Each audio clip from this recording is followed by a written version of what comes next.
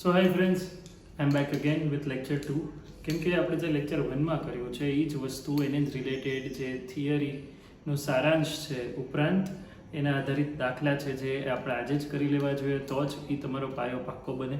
ખૂબ નાનું અને સહેલું ચેપ્ટર છે, લગભગ 5 કે 6 લેક્ચરમાં પૂરું પણ થઈ જશે અને એના JEE અને નીટ આધારિત પ્રશ્નો પણ આપણે એની સાથે સાથે નેક્સ્ટ 2 લેક્ચર્સમાં બધા MCQ કરી લઈશું. હવે આપણે સમજીએ એનો સારાંશ. જે આપણે લાસ્ટ લેક્ચરમાં જોયું એના આધારિત આપણે જે કાંઈ તારવણી કરી એના વિશે ચર્ચા કરીએ. તો કે સારાંશમાં અહીંયા લખ્યું છે, પરમાણુ સમગ્રપણે વિદ્યુતની દ્રષ્ટિએ તટસ્થ છે, પાકી વાત છે, અને તેથી સમાન માત્રામાં જથ્થામાં ધન અને ઋણ વિદ્યુત ભાર ધરાવે છે. તમે થોમ્સનનો મોડલ લ્યો કે રુથરફોર્ડનો મોડલ લ્યો, બંનેમાં આ જ વસ્તુ સમજાવી હતી કે નેટ વિદ્યુત ભાર પરમાણુ ઉપર શૂન્ય છે. બીજું, થોમ્સનના મોડલમાં પરમાણુ એ ધન વિદ્યુત ભારોનું ગોળાકાર વાદળ છે, એટલે તરબૂચ જેને કીધું હતું, અને તેમાં ઇલેક્ટ્રોન જડાયેલા છે, એમ્બેડેડ છે. સાવ સાચી વાત. રુથરફોર્ડના મોડલમાં પરમાણુનું લગભગ બધું દળ અને બધો જ ધન વિદ્યુત ભાર સૂક્ષ્મ ન્યુક્લિયસમાં, જે પરમાણુના પરિમાણના 10,000માં ભાગનું પરિમાણ ધરાવે છે. ન્યુક્લિયસ 10,000માં ભાગ જેટલું નાનું છે, બરાબર. પરિમાણ એટલે અહીંયા ત્રિજ્યા સમજી શકો તમે, કેન્દ્રિત થયેલ છે અને ઇલેક્ટ્રોન તેની આસપાસ ભ્રમણ કરે છે. સમગ્ર દળ જે છે એ ન્યુક્લિયસના માં રહેલું છે. ઇલેક્ટ્રોનનો દળ ન્યુક્લિયસની સરખામણીમાં, એટલે કે પ્રોટોન ન્યુટ્રોનની સરખામણીમાં નહિવત અવગણી શકાય એટલું નાનું છે.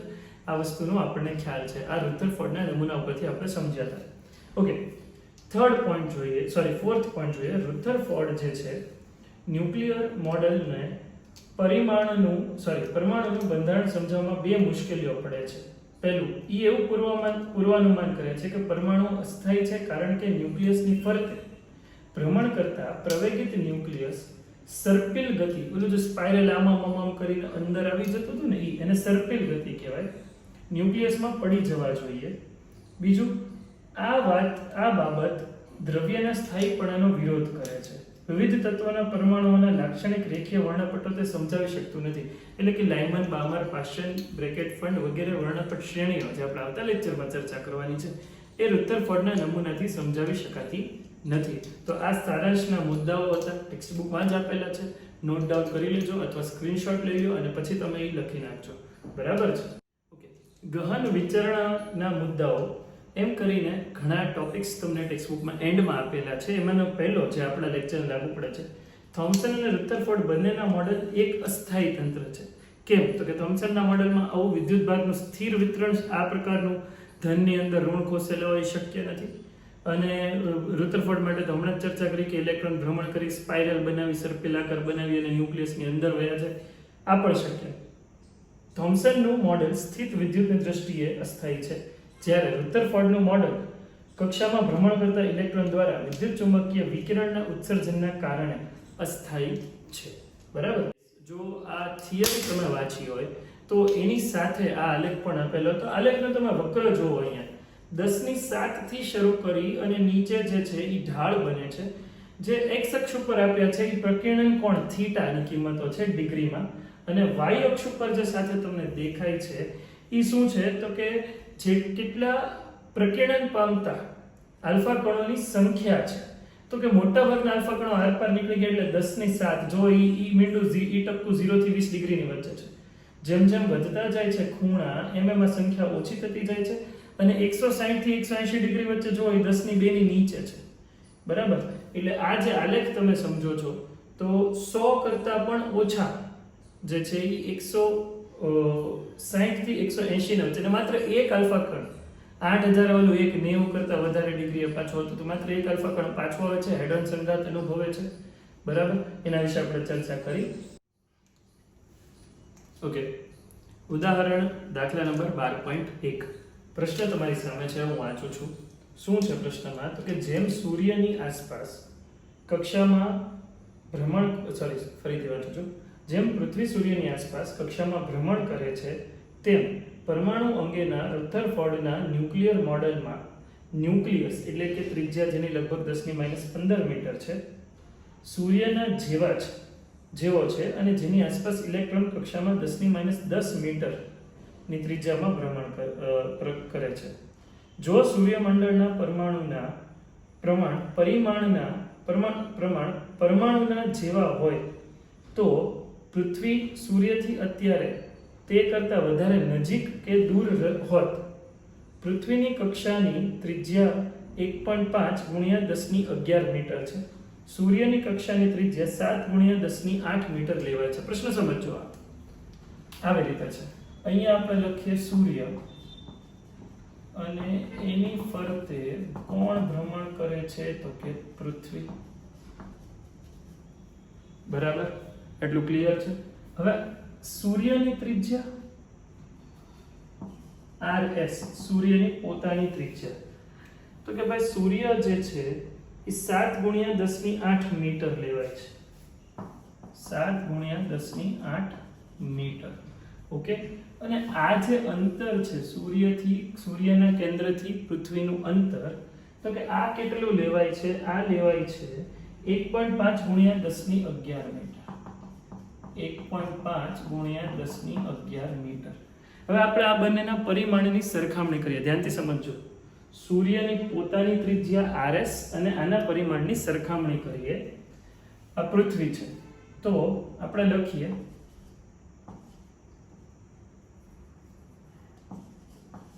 પૃથ્વીની કક્ષા છેદમાં સૂર્યની ત્રિજ્યા R છેદમાં RS. ઓકે, R છેદમાં RS શું છે? તો કે R આપણે લઈએ છીએ અહીંયા 1.5 ગુણ્યા 1011 અને આ લઈએ છે 7 ગુણ્યા 10 એટલે આમ જોવા જાવ તો 1.5 આ 10 એટલે 11 માંથી 8 જશે તો 10 રહેશે અને 1.5 છેદમાં 7 એ ભલે એમને મળ્યું, એને કઈ નડતું નથી. 10 આ ક્રમ આવ્યો. આ શું આવ્યું? ક્રમ. હવે આ જ કમ્પેરિઝન કોની માટે કરીએ? એટલે આપણે એવું કહી શકીએ કે આ બંનેનો ગુણોત્તર જે છે 10 જેટલો છે. હવે આની કમ્પેરિઝન પરમાણુ મોડેલ સાથે કરીએ, જેમાં વચ્ચે ન્યુક્લિયસ છે, બરાબર, અને ફરતે ઇલેક્ટ્રોન ભ્રમણ કરે છે. ન્યુક્લિયસની ત્રિજ્યા કેટલી આપી છે? તો કે ન્યુક્લિયસની ત્રિજ્યા છે 10 મીટર. આ ન્યુક્લિયસની ત્રિજ્યા જે છે એ છે 10 મીટર. R ન્યુક્લિયસ અને ઇલેક્ટ્રોન RE એની ભ્રમણ કક્ષા જે છે એ 10 મીટર. હવે આ બંનેનો ગુણોત્તર લઈએ RE/RN પરિમાણની સરખામણીમાં RE/RN તો 10 છેદમાં 10 એટલે કે 10 આ ક્રમ આવ્યો. વિચારો તમે.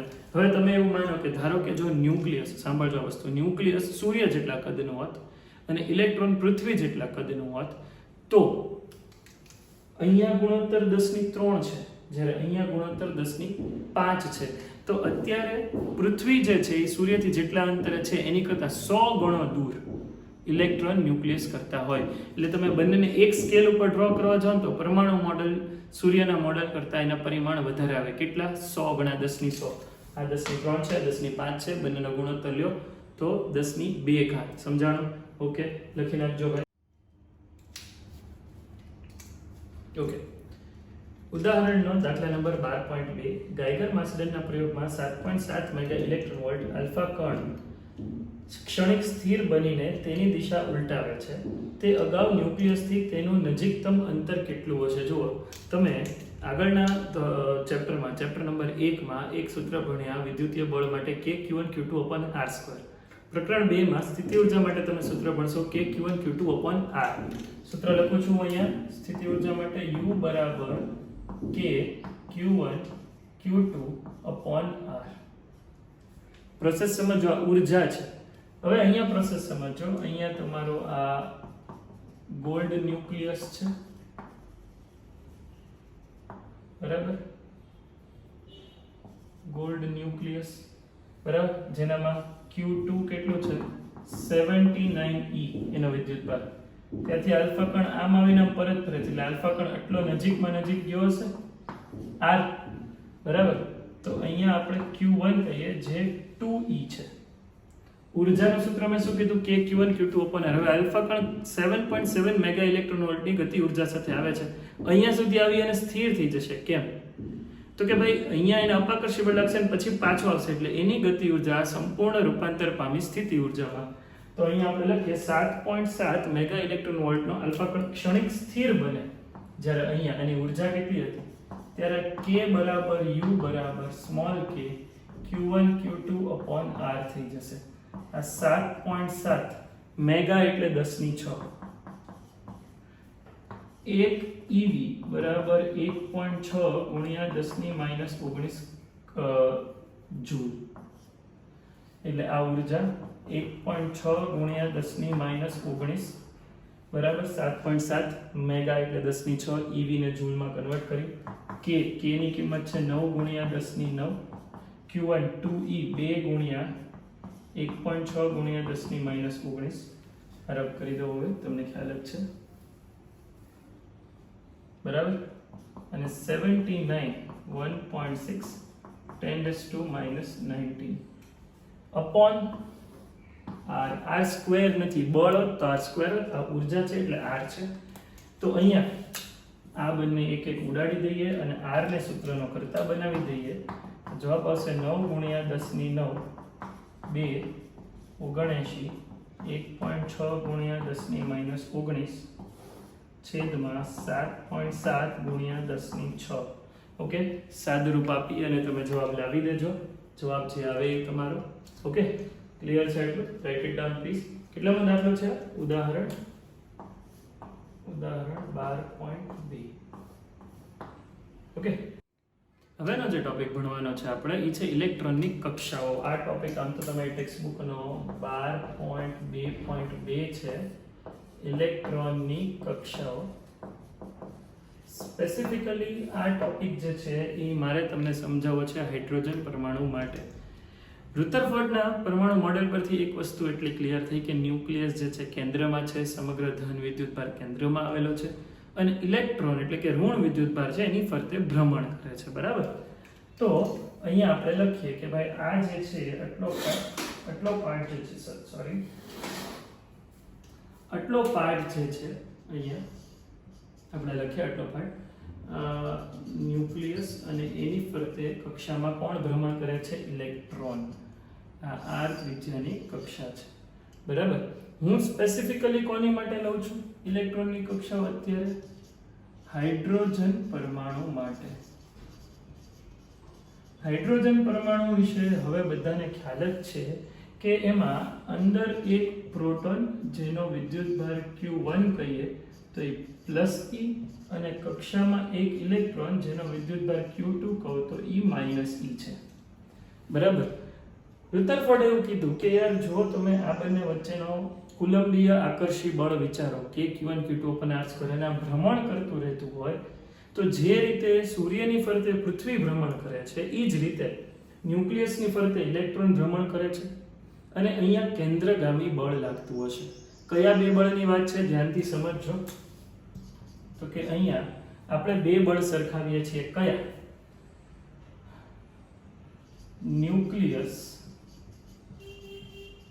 વડે ઇલેક્ટ્રોન પર લાગતું કુલંબીય આકર્ષી બળ કોને આભારી છે અથવા એના લીધે શું લાગે છે? કેન્દ્રગામી બળ. ધારો કે આ ઇલેક્ટ્રોન v જેટલા વેગથી r ત્રિજ્યાની કક્ષામાં ભ્રમણ કરતો હોય ને એનું દળ આપણે m લઈ લઈએ. અત્યારે હાઇડ્રોજન પરમાણુની જો વાત કરતા હોય તો અહીંયા વિદ્યુતભાર Q1 કેટલો છે? e અને આનો વિદ્યુતભાર Q2 માઇનસ e. તો આ જે બળ છે ન્યુક્લિયસ વડે ઇલેક્ટ્રોન પર લાગતું બળ કેટલું છે? 1/4πε0 Q1 Q2 upon r². હું e/r² લઉં છું. કેમ માઇનસ e ન લખ્યું? મેં તમને કીધેલું છે યાર કે જ્યારે તમે બળની સરખામણી કરતા હોય ને સ્પેસિફિકલી મેગ્નિટ્યુડ સાંભળજો, મૂલ્યની વાત કરતા હોય ત્યારે અહીંયા તમારે માઇનસ e લખવાની જરૂર નથી. આ મૂલ્યની સરખામણી છે. mv²/r. મારે r ત્રિજ્યા જોઈએ છે ઇલેક્ટ્રોનની કક્ષાઓ માટે, ઉર્જાની ચર્ચા કરવી છે. તો અહીંથી હું કેટલી વસ્તુ કટ કરું તો કે એક r અને r કટ કરી દઉં તો અહીંયા mv² વધે છે.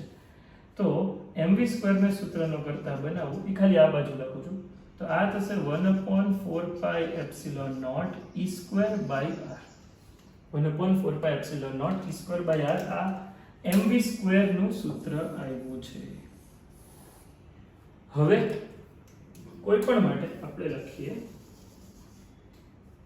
પરમાણુની પરમાણુમાં કુલ ઉર્જા ઇલેક્ટ્રોનની કુલ ઉર્જા કેટલી થશે k + u. k એટલે કઈ ઉર્જા અહીંયા લખીએ k એટલે ગતિ ઉર્જા અને u એટલે સ્થિતિ ઉર્જા. ચાલો k ની કિંમત હું લખું છું ½ mv². k ની કિંમત કેટલી લખી આપણે યાર ½ mv².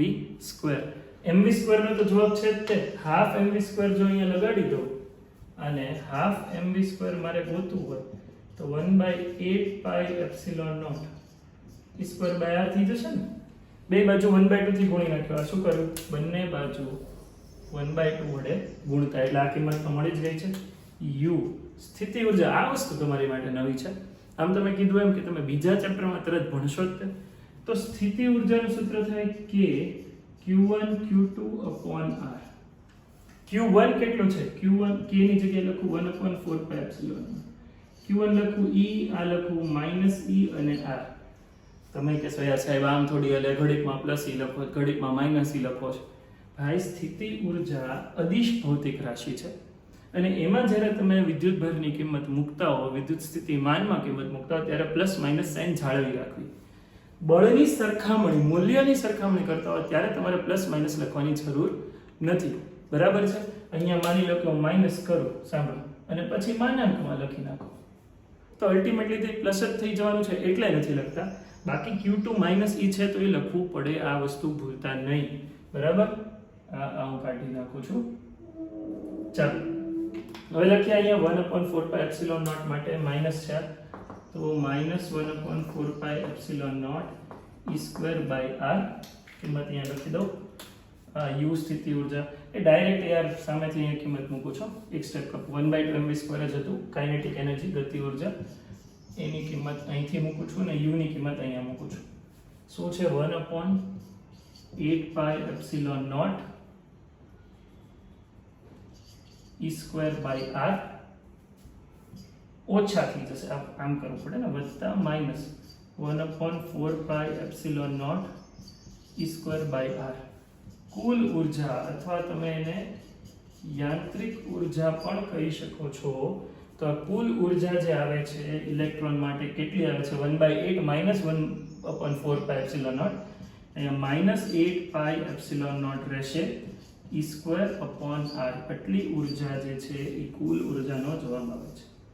જ્યાં r શું છે કક્ષાની ત્રિજ્યા. r બરાબર જે છે એ કક્ષાની ત્રિજ્યા છે. આ વસ્તુ તમે યાદ રાખજો યાર. બરાબર. કેટલું લખી નાખો. બીજી અગત્યની વસ્તુ જે મારે તમને આમાં કહેવાની છે આ કુલ ઉર્જા માટેની જે ચર્ચા છે એનાથી આગળ આપણે હાઇડ્રોજન પરમાણુ મોડેલ બોહરનો અધિતર્ક આ બધું જ તે સમજવાનું છે પણ એ આવતા લેક્ચર્સમાં કરશું. 3-4 લેક્ચરમાં પૂરું થઈ જવાનું છે. બરાબર. લખી લો આ તમે. ઉદાહરણ 12.3 જોઈ લઈએ આપણે. શું છે પ્રાયોગિક રીતે એમ જણાયું કે હાઇડ્રોજન પરમાણુને પ્રોટોન અને ઇલેક્ટ્રોનમાં છૂટા પાડવા માટે 13.6 ઇલેક્ટ્રોન વોલ્ટ ઉર્જાની જરૂર છે. સાબિત કરવાનું છે આગળ આપણે. હાઇડ્રોજન પરમાણુમાં ઇલેક્ટ્રોનની કક્ષાની ત્રિજ્યા અને વેગની ગણતરી કરો. હું યાદ કરાવું. આપણે જે કુલ ઉર્જાની હમણાં ચર્ચા કરી ને કુલ ઉર્જા કઈ કઈ ઉર્જા તો કે એક તો ગતિ ઉર્જા એક સ્થિતિ ઉર્જા અને બીજી કુલ ઉર્જા. ગતિ ઉર્જા હતી ½ mv² નો જવાબ આવતો તો 1/8πε0 e²/r. બરાબર. સ્થિતિ ઉર્જાનો જવાબ હતો -1/4πε0 e²/r અને કુલ ઉર્જાનો જવાબ હતો -1/8πε0 e²/r. એક વસ્તુ તમને કહી દઉં જે પૃથ્વી માટે જ સૂર્યની ફરતે ભ્રમણની સૂત્ર હતા અને એ જ પ્રકારના આ સૂત્રો છે ઇલેક્ટ્રોનના ન્યુક્લિયસ ફરતે. તેના માટે આ એક લખી નાખજો. આગળ સાબિત તો કરશું જ કે E = -k = u/2. MCQ માં કામ લાગશે નીટમાં. બરાબર. ચાલો હવે કુલ ઉર્જા E કેટલી આપી છે 13.6 eV. હકીકતમાં આ માઇનસ લખવી જોઈએ કેમ કે બંધન ઉર્જા માઇનસ હોય. બંધન ઉર્જા કેવી હોય? માઇનસ. તમારે ઇલેક્ટ્રોનને માંથી દૂર કરવા માટે પ્લસ 13.6 eV જેટલી ઉર્જા આપવાની. એની કુલ ઉર્જા માઇનસ 13.6 ઇલેક્ટ્રોન વોલ્ટ જેટલી હશે. તમને બે વસ્તુ પ્રશ્નમાં પૂછી છે.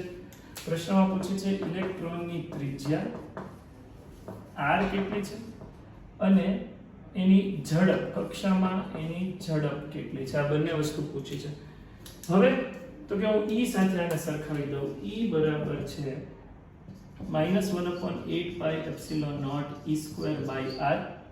r ને સૂત્રનો કરતા બનાવું -1/8 pi epsilon naught E square upon E.